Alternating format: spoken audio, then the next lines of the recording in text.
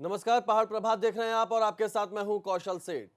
उत्तराखंड में मानसून की बारिश मुसीबत बन गई है। पिथौरागढ़ में तो हालात इतने खराब हैं कि विधायक हरीश धामी की जान भी बाल बाल बची।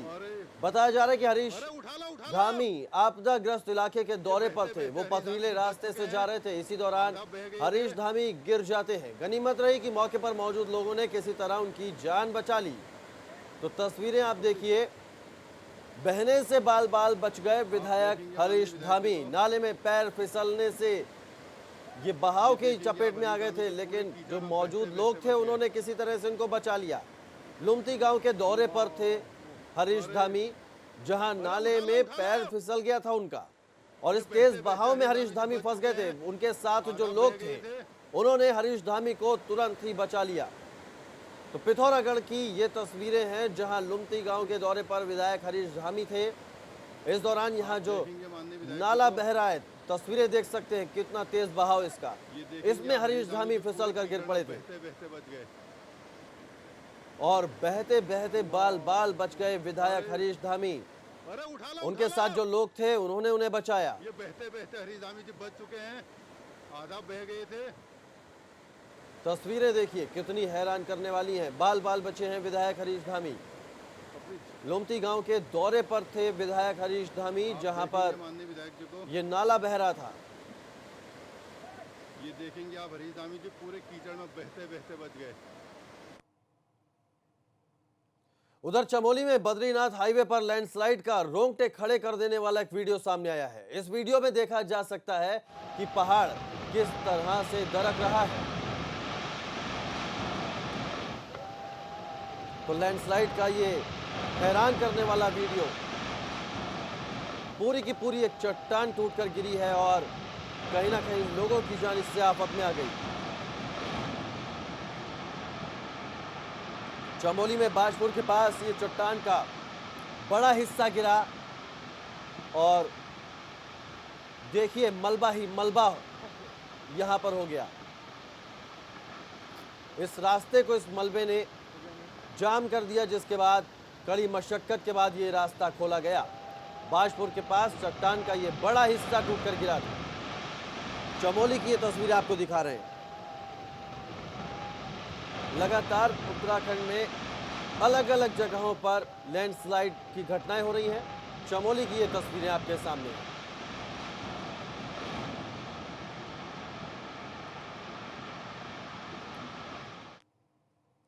ओम प्रकाश उत्तराखंड के मुख्य सचिव बन गए हैं। उत्पल कुमार की जगह ओम प्रकाश को मुख्य सचिव बनाया गया है। एबीपी गंगा ने सबसे पहले बताया था कि ओम प्रकाश के मुख्य सचिव बनने की संभावना सबसे ज्यादा है। एबीपी गंगा की खबर पर मुहर भी लगी है। कई दिनों से चली अटकलों पर विराम लग गया है और श्री ओम प्रकाश जो 1987 बैच के आईएएस ऑफिसर हैं, उनको उत्तराखंड का मुख्य सचिव नियुक्त कर दिया गया है। तो अभी मेरे साथ वो बात करने के लिए मेरे साथ उपलब्ध हैं और मैं उन्हीं से सीधे आपको मुखातिब कराता हूँ क्या उनकी प्राथमिकताएं रहेंगी और किस तरह का वो दृष्टिकोण लेकर शासन को आगे बढ़ाएंगे। ओम प्रकाश जी, पहले तो एबीपी गंगा की तरफ से आपको बहुत शुभकामनाएँ हैं और नई पारी है आपकी, बहुत एबीपी गंगा परिवार की तरफ से आपको बहुत शुभकामनाएं।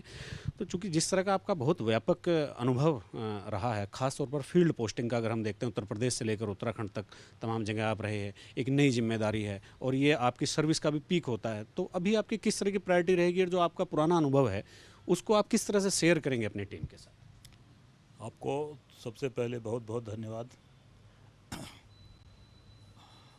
आप जानते ही हैं कि मैं गत 20 वर्ष से यहाँ काम कर रहा हूँ राज्य सरकार में, और इसके पहले जो है करीब 13 वर्ष उत्तर प्रदेश में मुझे काम करने का मौका मिला था। तो मेरी प्राथमिकताएं वही हैं जो शासन की प्राथमिकताएं हैं और मुख्य रूप से माननीय प्रधानमंत्री जी ने जो प्राथमिकताएं हमारे लिए निर्धारित की हैं, माननीय मुख्यमंत्री जी के द्वारा जो प्राथमिकताएं निर्धारित की गई हैं, वही मेरी भी प्राथमिकता है। इसमें मुख्य रूप से उल्लेखनीय कार्य हैं केदारनाथ धाम का पुनर्निर्माण, उसके बाद 4 धाम मार्ग और तीसरा ऋषिकेश से कर्णप्रयाग रेलवे लाइन, के प्रोजेक्ट का काम और अन्य प्रोजेक्ट जो विभिन्न भारत सरकार की योजनाओं में स्वीकृत हुए हैं उनको भी पूरा कराना मेरी प्राथमिकता होगी। और ये इसलिए भी ज़रूरी है कि उत्तराखंड सामरिक दृष्टिकोण से एक महत्वपूर्ण राज्य है। पिछले 2-2.5 साल में ये देखने को मिला है जो प्रधानमंत्री की प्रायोरिटी वाले कार्यक्रम हैं, जैसे स्किल डेवलपमेंट है, जैसे किसानों की आय दोगुनी करने वाला है। चूँकि आप लंबे समय एग्रीकल्चर को बहुत क्लोजली मॉनिटरिंग करते रहे हैं, तो ऐसी कुछ योजनाएं हैं क्या खास तौर पर उनकी मॉनिटरिंग का अलग से आप एक अभियान चलाकर उनको दुरुस्त करेंगे? इसमें अनुश्रवण और समीक्षा तो महत्वपूर्ण है ही, लेकिन इसमें जो ज़्यादा महत्वपूर्ण चीज़ है वो है इंटीग्रेशन। तो विभिन्न योजनाओं का जो है एकीकरण होना चाहिए और जो योजनाएं हैं वो प्रोजेक्ट आधार पे चलनी चाहिए। और इसके लिए ज़रूरत है कि जितने भी गांव हैं उनका एक माइक्रो प्लान तैयार किया जाए और उनका एक पर्सपेक्टिव प्लान भी तैयार किया जाए। और ये जो नियोजन की कार्रवाई होगी वो परस्पर विचार विमर्श से होनी चाहिए ताकि सभी स्तरों से इसमें जो है इनपुट आ सकें और इनपुट भी आएंगे और सभी स्तरों पर इसमें जो है जन जागरूकता भी हो जाएगी। तो इसका लाभ निश्चित रूप से मिलेगा और योजनाओं के निष्पादन में, कार्यान्वयन में अपेक्षित गति आएगी। मुझे इस बात का अवश्य ज्ञान हो गया है कि किस व्यक्ति की अभिरुचि किस क्षेत्र में है, किस अधिकारी की अभिरुचि किस क्षेत्र में है, और यह मेरी कोशिश होगी कि अभिरुचि के अनुसार उनको जो है वो कार्य मिले। कार्य वितरण में इस बात का विशेष ध्यान रखा जाएगा और इसमें माननीय मुख्यमंत्री से चर्चा के बाद जो भी अधिकारी हैं जिनकी अभिरुचि मुझे मालूम है उसके अनुसार उनको दायित्व दिए जाएंगे। अभी पिछले दिनों मुख्यमंत्री जी ने भी कहा कि अधिकारियों को जनप्रतिनिधियों का सम्मान करना चाहिए, उनके फ़ोन उठाने चाहिए। अभी जो निवर्तमान मुख्य सचिव महोदय हैं उन्होंने भी चिट्ठी जारी करी कि भाई आप जनप्रतिनिधियों का सम्मान करिए। तमाम ये शिकायतें आ रही हैं, विधायक धरने पर बैठ जा रहे हैं, मंत्री की बैठक में कोई नहीं जा रहा है। ये एक जो मतलब सुशासन वाला जो पार्ट है, गुड गवर्नेंस वाला, तो इसको आप कैसे करें? लोकतंत्र में जो जनप्रतिनिधि हैं उनका सर्वोच्च महत्व है और जो ब्यूरोक्रेसी है, नौकरशाही है, वो जो उनकी इच्छाएं हैं, अपेक्षाएं हैं, सामूहिक तौर पर, व्यक्तिगत मैं नहीं कर रहा हूँ, सामूहिक तौर पर जो उनकी अपेक्षाएं हैं और जो उनके दिशा निर्देश हैं, तो ब्यूरोक्रेसी को उसको पूर्ण करना चाहिए। और जहाँ तक शिष्टाचार की बात है, ये तो जनप्रतिनिधि ही नहीं, सामान्य जन जो हैं उनके प्रति भी शिष्ट भाव से पेश आना चाहिए, क्योंकि आप जो भी काम कर रहे हैं, जो भी आपके प्रयास हैं, उनकी बेहतरी के लिए हैं। तो इसमें कोई संशय की बात नहीं है। ये बात ज़रूर है कि कुछ लोग जो हैं उनको इस चीज़ का आभास नहीं होता है, तो उनको परामर्श दिए जाने की ज़रूरत है। और अगर परामर्श के बाद भी वो नहीं समझते हैं तो उसके लिए रिवार्ड और पनिशमेंट की व्यवस्थाएं तो नियमों में पहले से ही हैं। बहुत धन्यवाद आपका, एक बार बहुत शुभकामनाएं। और हमारे साथ थे नवनियुक्त मुख्य सचिव ओम प्रकाश जी। तो उन्होंने अपनी प्रायोरिटीज़ बताई और बताया कि उत्तराखंड को किस तरह से जो बचा हुआ उनके पास शेष समय है उनके मुख्य सचिव के कार्यकाल का, क्या उनका ब्लूप्रिंट है, क्या रूट चार्ट उन्होंने बनाया, उन्होंने सब बहुत विस्तार से बताया किस तरह से प्रदेश को आगे बढ़ाने में वो एक अपना योगदान देने वाले हैं। अपने सहयोगी कैमरामैन क्रिस्टोफर लॉरेंस के साथ एबीपी गंगा के लिए देहरादून से अजीत सिंह राठी। कोरोना से बचाव के लिए सोशल डिस्टेंसिंग मेंटेन करने पर जोर दिया जा रहा है, लेकिन भाजपा प्रदेश अध्यक्ष और नेताओं का इसको जरा भी ख्याल नहीं है। दरअसल फिल्म शूटिंग के उद्घाटन कार्यक्रम के दौरान बंशीधर भगत ने ना तो मास्क लगाया और ना ही सोशल डिस्टेंसिंग का ध्यान रखा। इसके साथ ही इन तस्वीरों में बंशीधर भगत के साथ मौजूद बाकी लोग भी लॉकडाउन के नियमों का पालन करते नहीं दिख रहे हैं। ये कोई पहला मौका नहीं है जब बंशीधर भगत ने ये सब किया हो। इससे पहले भी ऐसे कई मौके आ चुके हैं जब बंशीधर भगत ने लॉकडाउन के नियमों का उल्लंघन किया, मगर नियम तो सिर्फ विपक्ष के नेताओं और आम आदमी के लिए बने हैं।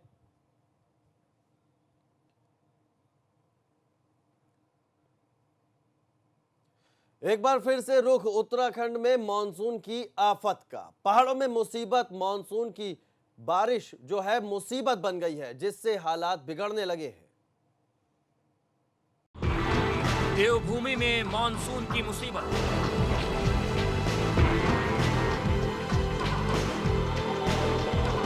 बारिश में दरक रहे हैं हरे भरे पहाड़।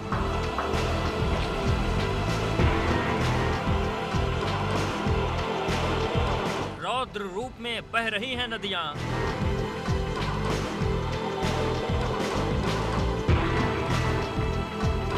राह में रोड़ा बन रहा है पहाड़ का मलबा।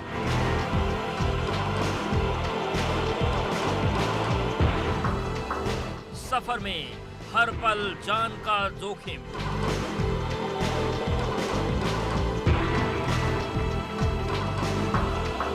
रोड पर चलते हुए आई मुसीबत।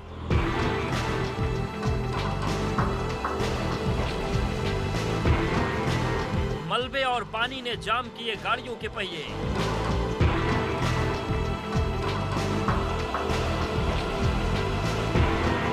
पहाड़ों में अचानक होने लगती है हलचल।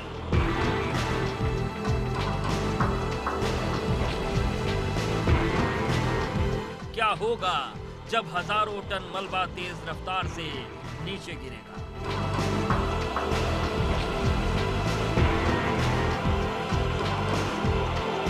क्या इन भारी भरकम बोल्डरों से कोई बच पाएगा?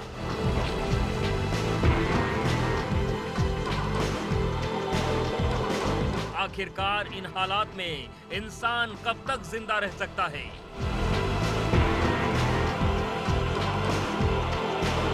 अगर हालात नहीं सुधरे तो देवभूमि में मॉनसून सीजन में मुसीबत और बढ़ने वाली है। दिखाएंगे आपको मॉनसून की मुसीबत की कई तस्वीरें। आप बने रहिए हमारे साथ।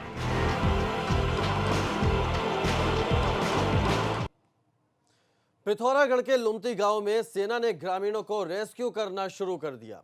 लुमती गांव के आसपास की पहाड़ी में भूस्खलन हो रहा है, जिससे गांव के जमींदोज होने का खतरा है।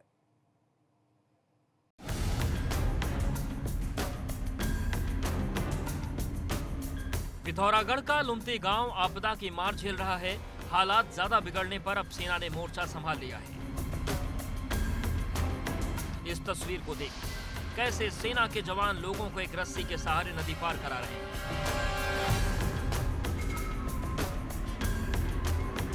नदी में पानी का जलस्तर बढ़ने पर अब नदी के दोनों ओर एक रस्सी बांधी गई है, जिसकी मदद से आपदा पीड़ितों को सुरक्षित स्थान पर पहुंचाया जा रहा है। शामी ग्राम पंचायतों में जो है जो हमारा पुल बियार का पुल जो बह गया है, उसके उपरांत वहाँ पे संपर्क स्थापित करने में हमारी टीम वहाँ पे प्रयास कर रही थी। आज सुबह ही एसडीएम पटवारी और एसडीआरएफ की टीम उस गांव तक पहुँच पाने में सफल हो पाई है। उनके साथ में राशन सामग्री, टेंट सामग्री हमने भिजवाया है।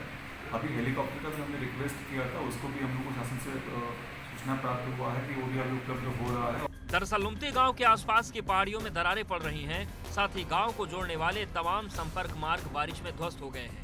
ऐसे में खतरा इस बात का है कि कहीं ये पूरा गांव ही आपदा की भेंट न चढ़ जाए। इसी आशंका को देखते हुए पूरे गांव को खाली कराया जा रहा है। गांव में 22 परिवार रहते हैं। सेना के जवान इन सभी को रस्सी के सहारे सुरक्षित स्थान पर पहुंचा रहे हैं। हालात का अंदाजा आप इस तस्वीर को देखकर लगा सकते हैं। देखिए सेना के जवान किस तरह से अपनी जान जोखिम में डालकर गांव तक पहुंचे थे। आपदा से का मुकाबला करने के लिए आज भी तैयार नहीं है, न गंभीर है सरकार, न सरकार की मशीनरी गंभीर है। सरकार ने हर हमेशा इसको बहुत हल्के में लिया है, कोई तैयारी सरकार की नहीं। देखिए कितनी बड़ी दुर्भाग्यपूर्ण बात है, सीमांत क्षेत्र में चाहे पिथौरागढ़ है, चाहे चमोली है, चाहे उत्तरकाशी, सारे जनपदों में आपदा आई है। आज पिथौरागढ़ में मुनस्यारी में 4 गांव आपदाग्रस्त हो गए हैं, लेकिन कितना बड़ा दुर्भाग्य, अभी तक मुख्यमंत्री का दौरा इन गाँव में नहीं हुआ, इस क्षेत्र में नहीं हुआ है। ये सीमांत क्षेत्र है, मुख्यमंत्री तो छोड़िए प्रभारी मंत्री नहीं आया। गांव तक पहुंचने का कोई रास्ता नहीं बचा है, इसलिए जवान नदी के ऊपर रस्सी बांधकर उसे पार कर रहे हैं।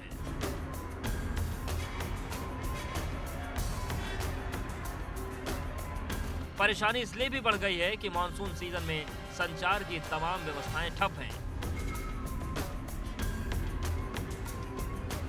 पिथौरागढ़ से योगेश पाठक की रिपोर्ट, एबीपी गंगा।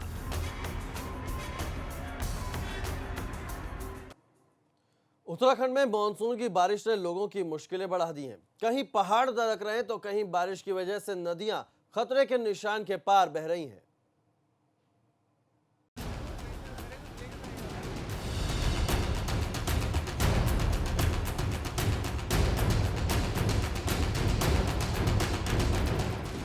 चंपावत में शारदा नदी उफान मारकर बह रही है। शारदा नदी का जलस्तर खतरे के निशान को पार कर चुका है, जिस वजह से हाई अलर्ट जारी किया गया है। प्रशासन की तरफ से इलाके में हाई अलर्ट जारी कर दिया गया है। लोगों से कहा गया है कि वो हर पल चौकन्ने रहें। क्योंकि ऊपर बारिश वर्षा ज़्यादा हुई है, इसकी वजह से ज़्यादा आ रहा है। ये बेसिकली जो नदी का भाग है उत्तर प्रदेश में पीलीभीत और लखीमपुर इस क्षेत्र में ज़्यादा जाता है। उधर इसके पानी से बाढ़ वाला जो आसपास की आबादी है, गांव है, उनको ये अफेक्ट करता है। उधर पिछले कई दिनों से हो रही बारिश विकास नगर के लोगों के लिए मुसीबत बन गई है। कालसी चक्राता मुख्य मोटर मार्ग पर लैंडस्लाइड ने राहगीरों की राह रोक दी। मलबा गिरने से रोड जाम हो गया है, जिस वजह से रोड पर वाहनों की लंबी लाइनें लग गईं। केदारनाथ हाईवे पर बरसाती नाले में ऐसा उफान आया कि एक बाइक सवार इसमें फंस गया। इस तस्वीर में देखिए कैसे एक बाइक सवार पानी के तेज बहाव के बीच फंसा हुआ है।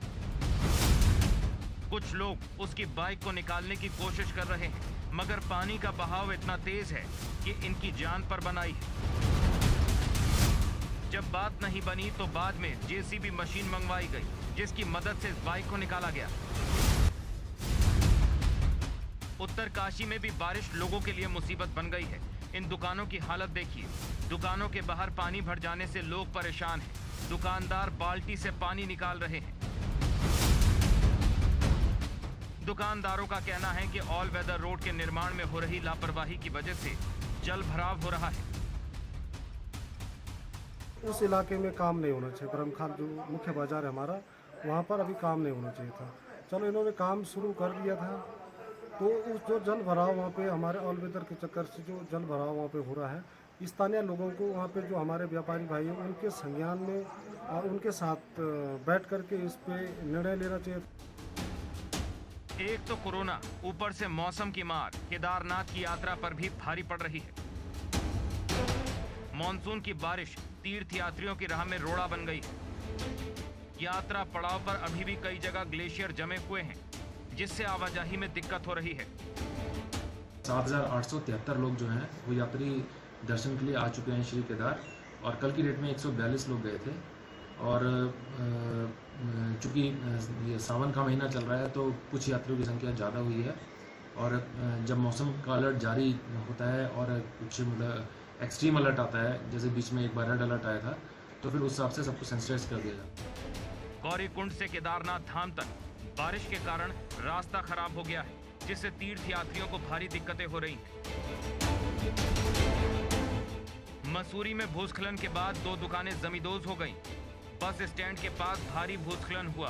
पुश्ता ढहने से 2 दुकानें धाराशायी हो गईं। इस दौरान दुकानों में रखा लाखों का सामान भी खराब हो गया है। Bureau report, ABP Ganga. एक छोटे से ब्रेक के लिए रुक रहे हैं, फौरन वापस लौटते हैं।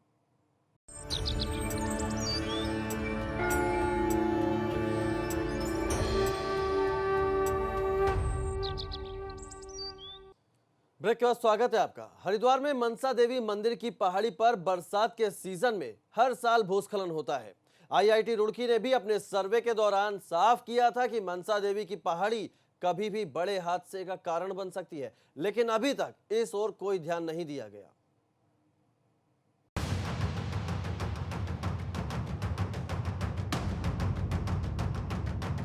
हरिद्वार का मनसा देवी मंदिर देश के करोड़ों श्रद्धालुओं के लिए आस्था का केंद्र है, मगर मनसा देवी मंदिर में पिछले कई सालों से एक खतरा मंडरा रहा है। ये खतरा है उस पहाड़ के ढह जाने का जिस पर मनसा देवी मंदिर स्थित है। आईआईटी रुड़की के अध्ययन में पता चला था कि मनसा देवी मंदिर की पहाड़ी काफी कमजोर हो चुकी है, लिहाजा ये कभी भी दरक सकती है। अगर इस पर ध्यान नहीं दिया गया और अगर कभी अचानक क्लाउड बस्ट हो गया जैसे केदारनाथ में हुआ था, तो एक मिनी केदारनाथ की दुर्घटना हरिद्वार के मनसा देवी से लेकर के नीचे के मोती बाजार तक और गंगा के तट तक हो सकती है। मनसा देवी मंदिर की पहाड़ी रेतीली होने की वजह से नीचे की तरफ झुकती जा रही है। बारिश के मौसम में पहाड़ी से कई बार लैंडस्लाइड भी हो चुका है। हर की पैड़ी के पास तो कई बार मलबा गिरने की घटनाएं हुई हैं। संत समाज भी इस मसले को कई बार उठा चुका है। आया था माननीय मुख्यमंत्री जी को बैठक में, तो उन्होंने कहा कि मनसा देवी का पहाड़ थोड़ा कच्चा, उसका ट्रीटमेंट किया जाएगा, दीवार खड़ी की जाएगी, सरिया सीमेंट डाल करके पक्का निर्माण चारों तरफ किया जाएगा ताकि आने वाले कुंभ मेले में कोई समस्या न हो। आईआईटी के सर्वे में साफ हो चुका है कि आने वाले दिनों में मंदिर की पहाड़ियां किसी बड़े हादसे को न्योता दे सकती हैं, मगर प्रशासन अभी भी मामले को गंभीरता से नहीं ले रहा है। जहाँ स्लाइडिंग जोन्स आप जहाँ उल्लेख कर रहे हैं, इसका मैं संज्ञान ले लेता हूँ, लेकर के जो है वहाँ पे भी प्रॉपर स्टडी किया जाएगा। अगर पूर्व में स्टडी हुआ है तो उसको फ़ायदा लेकर के हम लोग जो है उचित सुरक्षात्मक उपाय करेंगे। आईआईटी के वैज्ञानिकों ने अपनी रिपोर्ट शासन को सौंपी थी, बावजूद इसके इस पहाड़ी पर ट्रीटमेंट का काम नहीं किया गया। उल्टा मनसा देवी पहाड़ी के आसपास के क्षेत्र में इंसानी दखल बढ़ती जा रही है। हरिद्वार से रोहित छितोला की रिपोर्ट, एबीपी गंगा। और अब रुक करते हैं 13 जिलों की 13 खबरें। पिथौरागढ़ के लुमती गांव में 20 घर हुए क्षतिग्रस्त, सेना के जवान कर रहे हैं लोगों का रेस्क्यू। पिथौरागढ़ और नैनीताल की घटना के बाद अलर्ट पर प्रशासन, गढ़वाल कमिश्नर ने जारी किया आदेश। रुड़की में कूड़ा उठाने के लिए खरीदी गई मशीन बेकार, 6 लाख रुपए की कीमत से खरीदी गई थी मशीन। मसूरी में टैक्सी एसोसिएशन ने की टैक्स में छूट की मांग, लॉकडाउन के दौरान ठप हुआ है काम। टिहरी में पगडंडियों के सहारे सफर को मजबूर हैं लोग, रोड के चौड़ीकरण की वजह से क्षतिग्रस्त हुए रास्ते। विकासनगर में युवती ने DG law and order Ashok Kumar को लिखा पत्र, उत्पीड़न के मामले में आरोपी पर कार्रवाई न होने से नाराज। कोटद्वार में कांग्रेस कार्यकर्ताओं का धरना, रिवर ट्रेनिंग चैनलाइजेशन की अवधि बढ़ाए जाने पर नाराजगी। देहरादून में ऑनलाइन लर्निंग लाइसेंस बनवाने के लिए अभी करना होगा इंतजार, अभी स्वीकार किए जा रहे हैं सिर्फ 100 आवेदन। अल्मोड़ा में डीएम ने किया टॉपर छात्र छात्राओं को सम्मानित, मेधावी छात्रों ने साझा किया अनुभव।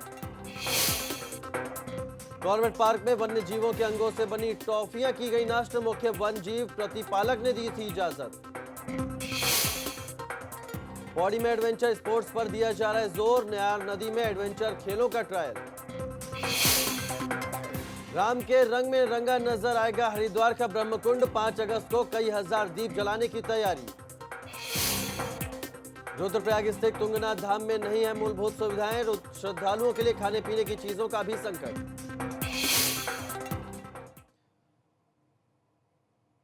फिलहाल पहाड़ प्रभात में इतना ही, लेकिन एबीपी गंगा पर खबरों का सिलसिला लगातार जारी है।